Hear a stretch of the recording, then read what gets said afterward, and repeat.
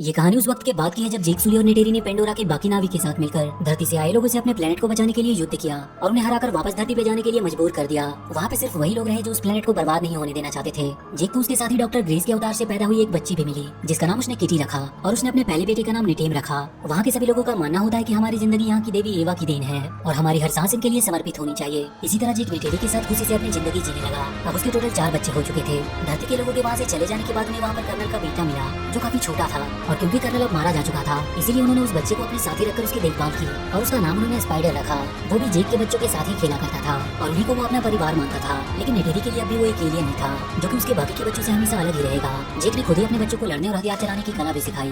वो सब अपनी जिंदगी में काफी खुश थे। लेकिन एक दिन जेक को आसमान में एक नया तारा दिखा और इसका सिर्फ एक ही मतलब था कि धरती के लोग अपने स्पेसशिप से वापस पेंडोरा पर आ रहे थे। पर इस बार वो कुछ ज्यादा ही तैयारी के साथ आए थे क्योंकि उन्होंने अपनी पिछली हार से बहुत कुछ सीखा था और एक बार फिर से उन्होंने सब कुछ बर्बाद करना शुरू कर दिया। और इसके बाद हम वहाँ के लैब में एक अवतार को जागते हुए देखते हैं और ये अवतार किसी और का नहीं बल्कि उसी कर्नल का होता है जिसे नेटेरी ने इसके पहले वाले पार्ट में मार डाला था। उसमें कर्नल की सारी यादों को एक इलेक्ट्रॉनिक चिप की मदद से डाल दिया गया था और इस बार उसका मकसद जेक सुली को पकड़ना था जो आए दिन पेंडोरा के बाकी नाविक के साथ मिलकर वहाँ पे चल रहे उनके काम में बाधा डालता रहता था।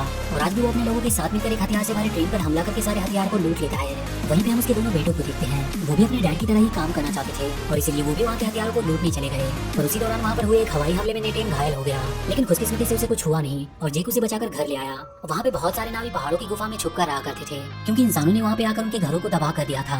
वहाँ पे जेक अपने बेटे को बहुत डांट लगाता है क्योंकि उसके मना करने के बावजूद वो लोग उसके पीछे गए थे। अब कर्नल और उसके बाकी के साथी अवतार एक बेस पे पहुंचते हैं। वहाँ की जनरल उसे बताती है कि जेक उनके लिए आए दिन मुसीबत बनता जा रहा है और अगर वो चाहते हैं कि पेंडोरा इंसानों के रहने के लायक भी बने तो उन्हें किसी भी हालत में जेक को पकड़ना ही होगा। इसके लिए उसकी आर्मी बहुत दिनों से कोशिश कर रही थी लेकिन उन पहाड़ों में उसे ढूंढना बहुत ही मुश्किल हो रहा था। कर्नल अपने साथियों के साथ उसकी तलाश करने के लिए जंगल में चला गया। वहीं पे जेक के सभी बच्चे भी घूमने के लिए आए हुए थे।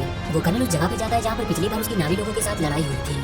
वहीं पे जेक के बच्चों की नजर उन पर पड़ जाती है और वो ये बात जेक को बता देते हैं। जेक उन्हें कोई भी हरकत करने से मना करता है और चुपचाप उन्हें वहाँ से निकल जाने को कहता है। वो बच्चे उसकी बात मानकर वहाँ से जाने लगते हैं लेकिन अचानक से उनके सामने कर्नल और उसके आदमी आ गए जिन्होंने उन्हें बंदी बना लिया। कर्नल स्पाइडर को देखकर पहचान लेता है कि वो उसी का बेटा है।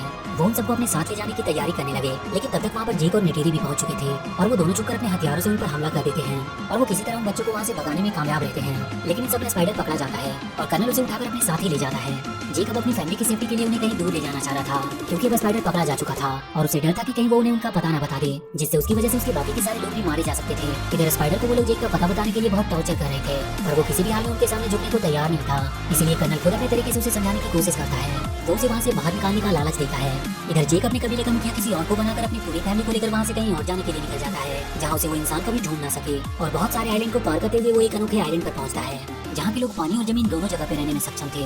वहाँ के सारे लोगों ने देखकर वहाँ पे इकट्ठा हो जाते हैं। वो अपने से अलग लोग को देखकर थोड़ा हैरान भी थे और थोड़ी देर में वहाँ पर उनका मुखिया भी आ जाता है। जेक उनसे आग्रह करता है कि वो उसकी फैमिली को वहाँ पर रहने की इजाजत दे दे पर वहाँ का मुखिया उससे कहता है कि वो लोग पानी में रहने वाले हैं और वो लोग उनके साथ रह नहीं पाएंगे। लेकिन जेक का मानना था कि वो लोग बहुत जल्द उनके तौर तरीके सीख जाएंगे और बहुत जल्द वो अपने आप को इस काबिल बना लेंगे कि वो वहाँ पे आराम से रह सके। मुखिया उसकी बातों को मान लेता है और उन्हें वहाँ रहने की इजाजत दे देता है। वो अपने बेटे और बेटी को यह जिम्मेदारी सौंपता है कि वो उन्हें यहाँ पर रहने के तरीके सिखाए और उसी दिन से वो लोग उनके साथ पानी के अंदर रहने और वहाँ के क्रिएचर की सवारी करने की ट्रेनिंग शुरू कर देते हैं। सभी को शुरू में बहुत दिक्कत हो रही थी ज्यादा देर तक पानी के अंदर रहने में लेकिन किटी पानी के अंदर बहुत ही आराम से रहना सीख गई थी। जेक भी वहाँ के मुखिया के साथ उन पानी में रहने वाले क्रिएचर की सवारी करने की ट्रेनिंग कर रहा था पर उसे भी स्टार्टिंग में काफी दिक्कत हो रही थी। इधर कर्नल स्पाइडर को लेकर अपने लिए एक इकरान चुनने आया था ताकि वो पूरी तरह से एक नावी बन जाए और बहुत ही जल्द वो एक इकरान को अपने लिए चुन लेता है।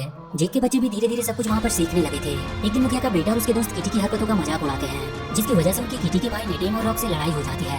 बाद में जेक अपने बेटे को समझाता है कि उन्हें वहाँ पर रहना है और इसीलिए वो सबसे दोस्ती बनाकर रखे। अगले दिन रॉक्स जाकर मुखिया के बेटे से माफी मांगता है और उसकी तरफ दोस्ती का हाथ बढ़ाता है पर वो उसका दोस्त बनने का नाटक करते हुए उसे लेकर वो एक जगह पे आता है और उससे कहता है कि यहाँ पे वो लोग शिकार करते हैं और जब रॉक्स वहाँ पे शिकार करने जाता है तो वो सब उसे अकेला छोड़कर वहाँ से चले जाते हैं। जैसे ही रॉक्स ने अपनी तीर से वहाँ की एक मछली को मारा वो देखता है कि वो वहाँ पर अकेला है और सभी लोग उसे छोड़कर जा चुके हैं और तभी एक बड़ी सी मछली उसके ऊपर हमला करती है। वो अपनी जान बचाने के लिए वहाँ से भागने लगा और अपने आप को एक पत्थर के बीच में छुपा लिया लेकिन अब उसकी सांसें खत्म हो रही थी इसीलिए वो वहाँ से बाहर आने लगता है। लेकिन वो मछली एक बार फिर से उसके ऊपर झपटती है और वो जैसे ही उसे मारने वाली थी कि तभी एक बहुत ही बड़ी सी वेल आकर उस मछली को मार देती है। लेकिन रॉक्स की सांसें अब खत्म हो रही थी और वो डूबने लगता है। थोड़ी देर बाद जब उसकी आंखें खुली तो वो अपने आप को उसी वेल के ऊपर पाया। वो उस वेल का शुक्रिया कर रहा था तो उसने उसकी जान बचाई। तभी वो देखता है कि उस वेल के फिन में एक लोहे की हुक फंसी हुई है और वो जाकर उस हुक को वहाँ से निकाल देता है और अब ऐसा लग रहा था कि वो वेल उसे अपना दोस्त मानने लगा है। वो उसे लेकर उस आइलैंड पर पहुंचा देता है है जहाँ पे सभी लोग रॉक्स को काफी देर से ढूंढ रहे थे। मुखिया अपने बेटे की गलती की सजा देने की बात करता है, लेकिन रॉक्स कहता है कि इसमें सारी गलती उसकी खुद की है। इस बात से अब वो लड़का भी उसका सच में दोस्त बन जाता है। अगले दिन रॉक्स सबको बताता है कि एक वेल ने उसकी जान बचाई जिसका ऊपर का एक फिन कटा हुआ था। मुखिया की बेटी उसे तुरंत पहचान जाती है और वो बताती है कि उसे टुकुन कहा जाता है, लेकिन जिसे उसने देखा उसका नाम पायाकन है, जिसे सबसे अलग और अकेला कर दिया गया क्योंकि लोगों का कहना था कि वो एक हत्यारा है जिसने कई सारे नाविक को मारा था। लेकिन रॉक्स ये बात मानने को तैयार नहीं था क्योंकि उसने उसकी जान बचाई थी। वो वहाँ से सीधा पाइकन से मिलने गया और उससे पूछने लगा कि उसे सबसे अलग क्यों कर दिया गया। वो पाइकन उसे लेकर समुद्र की गहराइयों में चला गया। इधर कर्नल अपने साथियों के साथ जेक की खोज में था।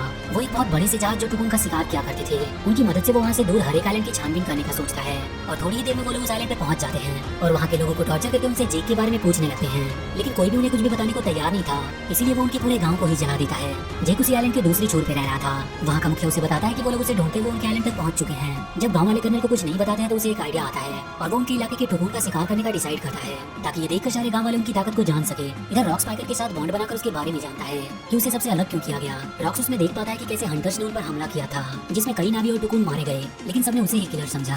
इधर वो हंटर अपने आधुनिक मशीनों का इस्तेमाल करके बड़े से टुकुन को बड़े ही आसानी से मार गिराते हैं और उसे मारकर उसके अंदर से वो कोई फ्लूइड बाहर निकालते हैं जिसके इस्तेमाल करने से इंसान की उम्र बढ़ती नहीं थी और इसीलिए वो काफी महंगा भी बिकता था। वो लोग उस टुकुन की लाश को साइलेंट के पास फेंक देते हैं जिसे देखकर वहाँ के लोग काफी ज्यादा दुखी हुए क्योंकि वहाँ के रहने वाले सारे जानवर उनके परिवार के एक हिस्से की तरह ही थे। वो सब गुस्से में अब उन इंसानों से लड़ने का डिसाइड करते हैं, लेकिन जेक उन सबको समझाता है कि वो उनसे लड़कर जीत नहीं सकते क्योंकि उनके पास उनसे कई गुना ज्यादा आधुनिक हथियार हैं। वही रॉक्स को पाइकन की चिंता हो रही थी, इसीलिए वो उससे मिलने के लिए जाने लगा, लेकिन उसके भाई बहन उसे कहीं भी जाने से मना कर रहे थे और वो सब उसे रोकने के लिए उसके पीछे जाने लगे। वहीं वो देखते हैं कि पाइकन को एक तीर लगी हुई है और वो सब जल्दी से उस तीर को बाहर निकालने की कोशिश करने लगते हैं और तभी वो देखते हैं कि हंटर्स की शिप बहुत तेजी से उनकी तरफ आ रही है। रॉक्स जल्दी से सारी बातें अपने डैड जेक को बताता है और जेक सभी को लेकर उनकी ओर निकल पड़ता है। वो लोग बहुत ही मुश्किल से पाइकन के शरीर से उस तीर को बाहर निकाल पाते हैं, लेकिन अब वो हंटर उन सबके पीछे पड़ गए थे क्योंकि वो कर्नल उन्हें पकड़कर जेक तक पहुंच सकता था। वो सब भागने की बहुत कोशिश करते हैं, लेकिन आखिरकार वो उनकी जाल में पकड़े जाते हैं। कर्नल उन्हें अपनी क्रांत से उठाकर उस शिप पर ले आता है और उन सबको कैद करके वो जेक को अपने पास बुलाता है। जेक अकेला ही उसकी तरफ बढ़ने लगा क्योंकि उसने उसे अकेला ही आने को कहा था, पर तभी अचानक से पाइकन उस शिप पर हमला कर देता है और वहाँ पे चारों तरफ तोड़फोड़ मचा देता है। ये देखकर जेक और उसकी सेना को भी हमला करने का मौका मिल जाता है और वो सब उन पर टूट पड़ते हैं। नेटेरी भी अपनी इकराम पर बैठकर अब हमला कर रही थी। उन सारे बच्चों को भी कैद से छुड़ा लिया जाता है, लेकिन इस बार वो किटी को पकड़ लेते हैं और वो शिप भी अब टूट रही थी और किसी भी वक्त वो डूबने वाला था। उसी लड़ाई में भागने के दौरान जेक के बड़े बेटे नेटेन को गोली लग जाती है और इस वजह से उसकी मौत हो जाती है। इधर जेक की बेटी किटी अभी भी कर्नल के कब्जे में थी। जेक और नेटेरी अब पूरे गुस्से में उसे मारने के लिए निकल पड़ते हैं और वहाँ शिप पे पहुंचते ही वो दोनों घायल शेर की तरह उन सब पर टूट पड़ते हैं और वो उन्हें बहुत ही बुरी मौत मारते हैं। लेकिन वो कर्नल किटी को चाकू की नोक पे रखकर जेक से उसका हथियार फेंकने को कहता है, लेकिन तभी नेटेरी स्पाइडर को पकड़कर उसे मारने की धमकी देती है, जिससे डॉक्टर कर्नल किटी को छोड़ देता है। जेक सबको वहाँ से जाने का बोलकर खुद कर्नल से लड़ने लगता है, लेकिन अब वो शिप पूरी तरह से पलटने वाली थी, जिसकी वजह से वो सब शिप के अंदर ही फंसने लगते हैं। जेक आखिरकार किसी तरह कर्नल को मारकर वहीं पानी के अंदर फेंक देता है, लेकिन अब उसकी भी सांसें खत्म हो रही थी और उसे वहाँ से बाहर निकलने का कोई रास्ता नहीं मिल रहा था। इधर नेटेरी भी अपनी सबसे छोटी बेटी के साथ उसे शिप में फंसी हुई थी क्योंकि उसे भी कहीं बाहर जाने का रास्ता दिखाई नहीं